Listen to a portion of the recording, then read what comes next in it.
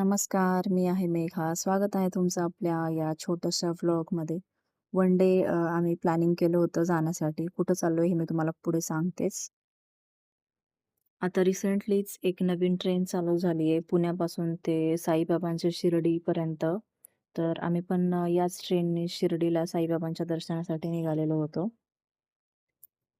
ST महामंडळाने जसे 3 sheet असतात बसायला, तसेच इकडं पण 3-3 शीट होते. या बाजूला 3 शीट आणि दुसऱ्या बाजूला 3 शीट असे बसायला होते.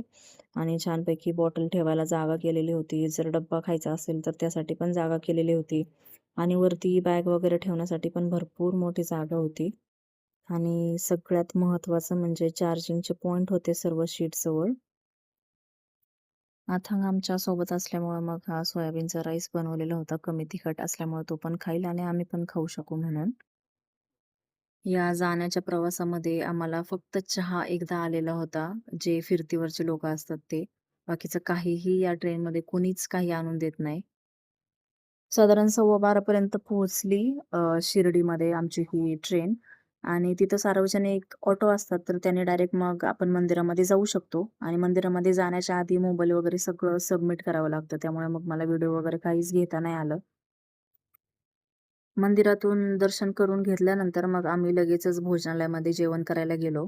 आमच्याकडे खूपच कमी वेळ होता आणि मग लगेचच आम्ही परत स्टेशनवरती आलो आणि ही स्टेशनवरती जाताना जी माणसं होती तीच आमच्यासोबत एकाच डब्यामध्ये होती. फक्त आमचे सीट चेंज झालेले होते. त्यामुळे अथांग त्यांच्याबरोबर भरपूर खेळत होता आणि काही नवीन लोकं पण त्याला भेटली होती, तर त्यांच्यासोबत पण तो भरपूर वेळ खेळला.